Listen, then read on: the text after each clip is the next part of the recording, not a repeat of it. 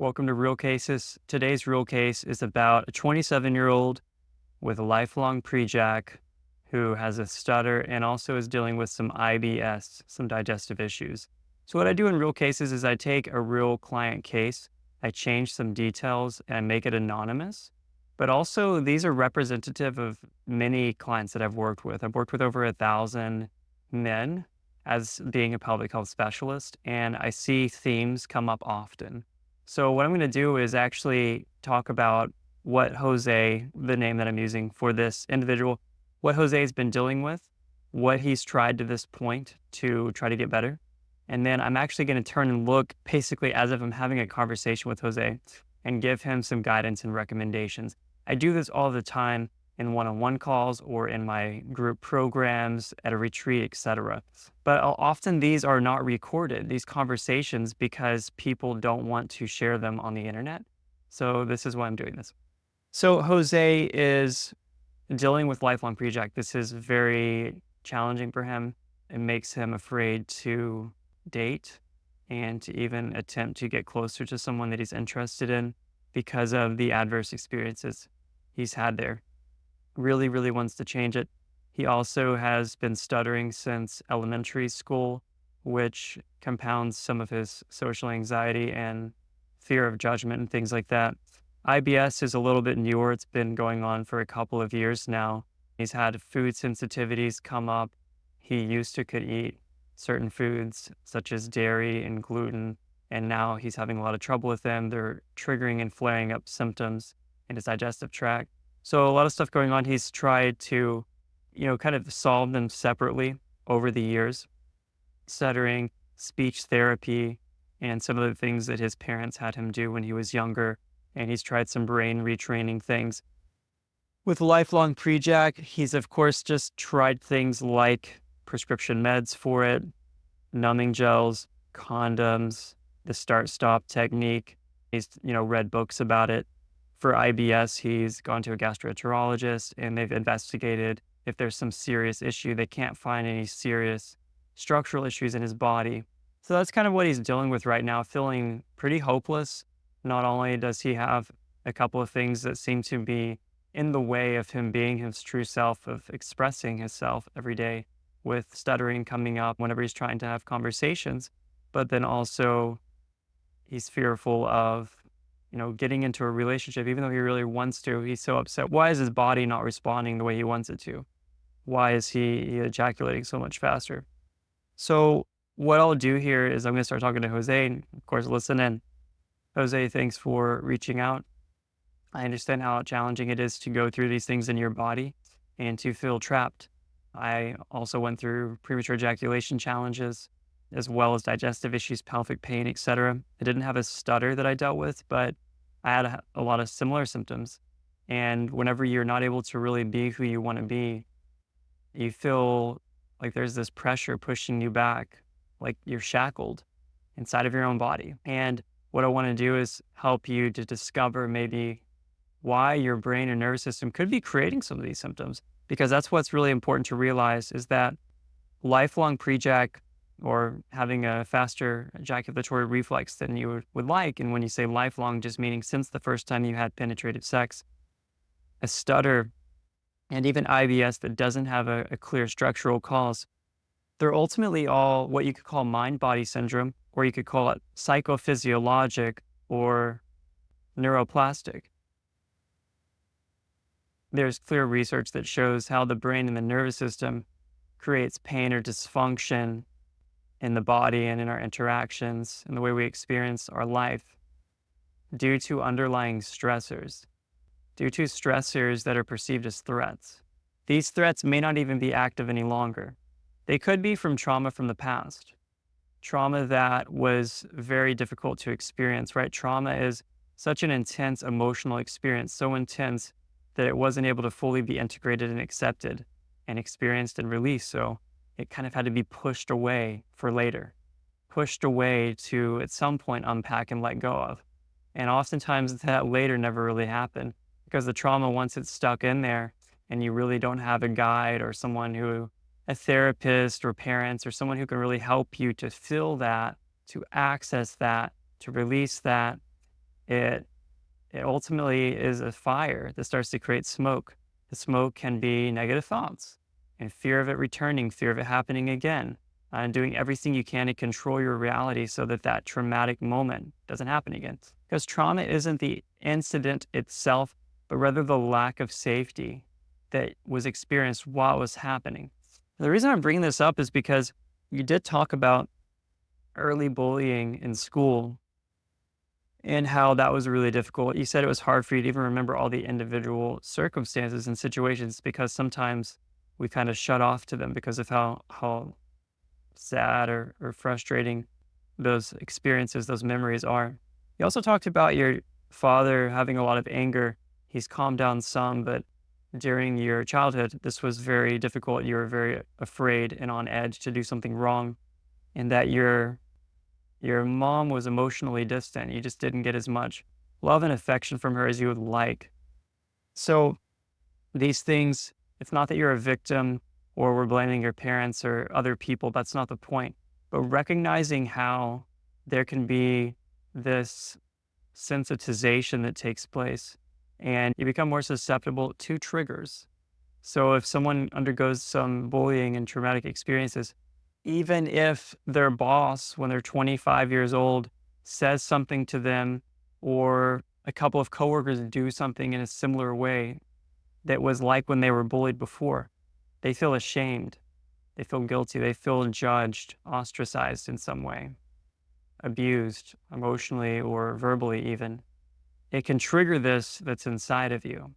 So there was more of the predisposing factors and then precipitating factors that lead to some of these things being created, and then perpetuating factors of fear, dysfunction cycle, really being concerned and worried. You've said it before, and I've had so many clients say this. If they could just change this, life would be great. You know, if you could just not have this premature ejaculation, if you didn't have a stutter and your digestive tract felt normal, everything would be amazing. But the thing is that that can be an illusion. These are external creations of internal turmoil. And so I'm not saying that you're broken or that that's all that's happening. I'm just giving you some perspective on the things you shared with me. And when it comes to lifelong premature ejaculation, a really big one that you mentioned was that humiliating first time. That the first time you actually, there was so much excitement about having sex for the first time, and then also pressure and concern. And you mentioned, just this feeling of needing to do a really good job and impress this girl. And so that people know that you're good at sex. So that other people don't bully you and make fun of you, which you've experienced a lot of times before. And then, you did ejaculate pretty fast, which is very normal anyway for a lot of people. First time they ever have sex anyway. And then she actually laughed and then left. Not only she didn't stick around to spend time with you and actually connect with you affectionately. It was just this casual encounter. But regardless of whether now you're 27, you're like, oh, it was the first time ever. It was just at a party. This was a very casual thing. We didn't even have much of a relationship. But whenever you're that age, you're in high school and it happens and it's the first time and you're already predisposed to this feeling of judgment and basically being quite reactive to those things. Imagine how intense that would be. And I know, how it felt. So when it comes to how you've had this premature ejaculation thing happening more times over, you've mentioned that there's just this great fear and you're doing everything you can so that that doesn't happen again. It doesn't happen again. You might not even realize that, but I've seen this happen with a lot of other clients. And not everyone has like such a humiliating first experience, but there's this pressure. There's this huge importance placed around their performance, this huge importance around being good, around being adequate, around making sure their partner has an orgasm. And this is kind of defining for who they are as a man, as a person. If I'm not good at this, I kind of suck. Why would anyone want to be with me anyway? I recommend leading with the heart, leading with love, leading with a true connection, and letting things unfold naturally. And then we'll talk about some things in a moment, but more of a non-reaction to whatever happens, because sometimes you might come faster. Even when you learn some of these other practices that I go over in the Vigor Sexual Strength program, and you're learning how to extend your endurance, and you're learning how to connect more deeply and slow down your breathing. And these things are awesome. But even then, you might not always last as long as you'd like. It's actually your reaction to it. It's how you hate yourself or you love yourself that matters the most. So, we can see how that came about. Stuttering, there's a lot of similarities in terms of emotional factors, social situations, how that actually affected your brain, and how it ends up creating this response out of pattern and repetition, out of this underlying fear and stress and pressure. You're not even consciously aware of it often, but it was already created earlier on in your life. And it's neuroplastic, which means you can also let it go and change it. I know a lot of people who have also let go of stuttering, and same thing. And then, of course, IBS, it's just another manifestation of this whole root cause this whole root cause situation that we're referring to. Okay, so what do you actually do about all of this? The thing is, the root causes are all the same. You don't have to treat these situations separately. And that's where a lot of Western medicine, I think, goes wrong. Whenever they are biopsychosocial oriented pain or dysfunction, neuroplastic symptoms, they're all, really, when you address the root cause, all these things can fall away because they're no longer needed. They're just messengers, and they are artifacts of a stuck energy and an imbalance, and emotional discordance, mental patterns, anxiety, and fear that have not yet been released and let go of from the mind-body system. So we want to start with realizing, and that's really what I just said, that this is mind-body syndrome or neuroplastic symptoms. It's the same thing. There's nothing structurally wrong with you. That's really good to know. The thing is, you could go for 30 minutes before ejaculating today. There's nothing physiologically wrong with your body. It's a neural pathway that has been, strengthened over time that will need to be reversed. The next thing is reprocess. Reprocess is where you take the fear out of the symptoms, or you take the fear out of the situation. This is really non-reaction.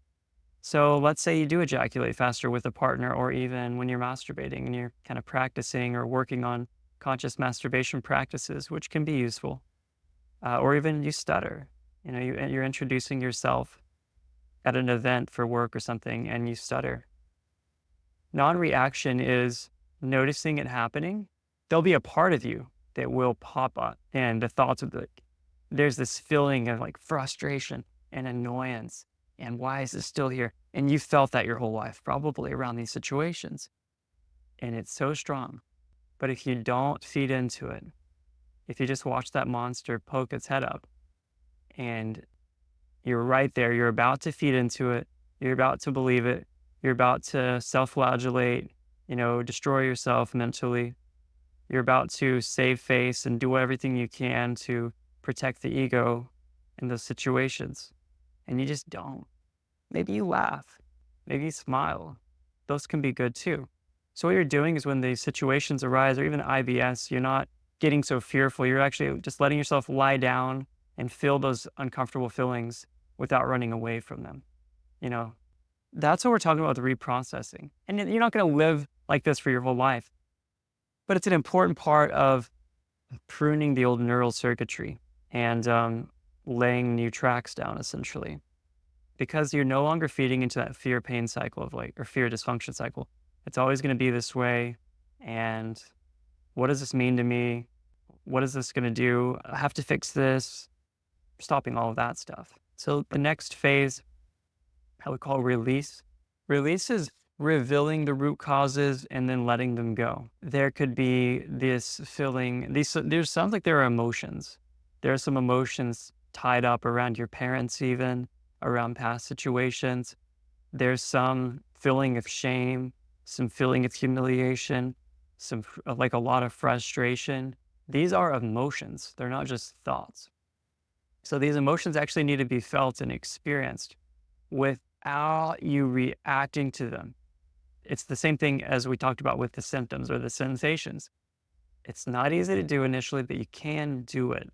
And when you let yourself feel them and you go back to maybe some past situations, you start loving yourself more instead of reacting. We're going to be clearing out that emotional reservoir, and you'll be able to start seeing your past differently and even your present differently. And this is something that just happens, a little bit at a time, a little bit at a time. You'll get to the point where you give 0 Fs. That's really where you're going to get. That's going to be really great, because it doesn't really matter anymore if you ask someone out on a date and maybe they reject you. They say yes, they say no. Maybe you stutter or you ejaculate what you would call faster than you would like. What's happening is that you're pulling out the reactivity, you're removing it, yet you're still engaging in life. You're being who you are, you're being present, you're being loving. The thing is, when you're being your true self, people are going to come to you and they're going to want to be around you anyway. And those are the people you want to have around you. You're going to have some people that don't like you, some people that really like you, some people that reject you, some people that accept you. So we're taking that reaction out and you're excavating some of these past experiences. You could do things like journaling, you can work with a psychotherapist, you could do breath work, you could do plant medicine, and the Overcome program. And the Vigor program is the one I would recommend for you with a lifelong premature ejaculation situation. But we have a lot of these experiences, and week by week, you're doing growth work as well. You're actually integrating it into your life. And it's going to honestly move you towards some things that you might be uncomfortable with. We want to look at fear as well, right? What are you afraid of? What's that worst case scenario? What are you most afraid of happening with the Prejac thing or the stuttering? And can you walk towards that fear some and do little steps? It's like if you're afraid of heights. I'm not saying go skydiving the first day, but go on a rooftop patio and have dinner tonight. Take little steps. Go up to a mountain overlook in a few months, and you'll be surprised. A year later, you might be skydiving.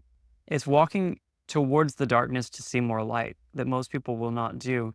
But if you do it in a safe way, you remind yourself you're safe, you get a little bit closer to it. You see the illusion, the lie that the fear has always been telling you anyway. And then you're liberated, you're free. It's just noticing anywhere that you're not free in your life, anywhere that you're not free inside of you. And that can look like taking actions too. I mean, for me, one thing that helped me with my sexual strength, my sexual freedom, was dancing. I was always afraid to dance, right? I was afraid to dance, and that's because I had a fear of judgment. I would tell myself, no, it's because I don't know how to dance. No, I was just making up stories because I didn't want to feel uncomfortable and be judged and be seen as not good at something. And so whenever I'm like, I'm just going to do it anyway. And I started to. Now I actually love dancing so much. I'm like, why did I lose all those years of my life where I could have enjoyed dancing? But when you're dancing, you're so free in your body. It doesn't matter how you look, how you sound. I'm not saying you have to dance, but if you're not willing to dance, definitely look at that. Definitely look at things where you're not feeling free, even though it's just natural for human beings to be in the moment. What would you really do in this moment? Would you dance to that music? Would you go and talk to that person? Would you just make new friends? Notice.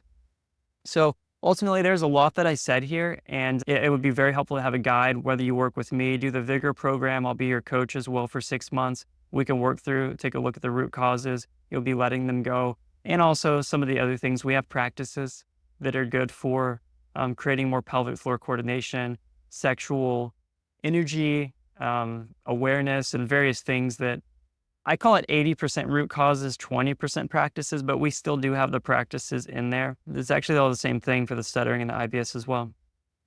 But yeah, you can work with a guide. You can find some of this stuff out on your own if you'd like. But that's an overarching perspective on, some things that you've been dealing with and a possible path forward for you, that I've seen other people just like you actually do those things and actually be able to have control and feel great sexually and also not stutter. And IBS, I've seen all those drop away. So I really hope that was helpful for you, Jose, and let me know.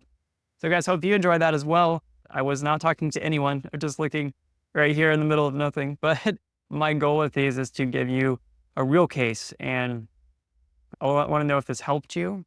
I want to know a little bit more about what you're going through, and I'll do my best to help if I can. Of course, I have the Vigor program, which is exactly for this. Also, the Last Longer 3-episode podcast, which is everything over Prejac. I think you'd like that too. So take care.